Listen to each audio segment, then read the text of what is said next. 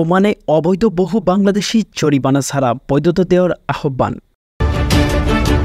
বিস্তারিততে যাওয়ার পূর্বে আপনারা যারা এই চ্যানেলে নতুন, চ্যানেলটি সাবস্ক্রাইব করে কমেন্টের মাধ্যমে আপনার মতামত শেয়ার করুন। ওমানে অবৈধ থাকা প্রবাসী বাংলাদেশিদের জরিমানা ছাড়াই বৈধ হওয়ার সুযোগ দিতে দেশটির শ্রমমন্ত্রীকে আহ্বান জানানো হয়েছে।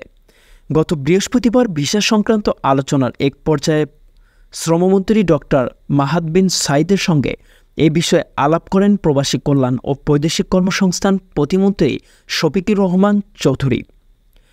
এ সময় ওমানের শ্রমমন্ত্রীকে বাংলাদেশ সফরের জন্য আমন্ত্রণ জানানো হয়। মাস্কাটের বাংলাদেশ দূতাবাস এক ফেসবুক পোস্টে এ তথ্য জানা গেছে। এতে বলা হয়, প্রতিমন্ত্রীর নেতৃত্বে তার প্রতিনিধিত্ব দল এবং ওমানে নিযুক্ত বাংলাদেশের রাষ্ট্রদূত মোহাম্মদ নাজমুল ইসলামের উপস্থিতিতে এই বৈঠক অনুষ্ঠিত হয়েছে। সেখানে প্রতিমন্ত্রী ওমানে বাংলাদেশি কর্মীদের ভিসা সংক্রান্ত জটিলতা নিরসন, অবৈধ প্রবাসীদের জরিমানা ছাড়াই বৈধ হওয়ার সুযোগ প্রদান এবং জনশক্তি সহযোগিতা সংক্রান্ত ষষ্ঠ যৌথ কারিগরি কমিটির সভা আয়োজনের প্রয়োজনীয়তার কথা তুলে ধরেন। আর ওমানের শ্রমমন্ত্রী আশ্বস্ত করেন, তার সরকার বাংলাদেশিদের জন্য নির্দিষ্ট কিছু বিভাগে ভিসা খোলাটা গভীরভাবে বিবেচনা করেছে।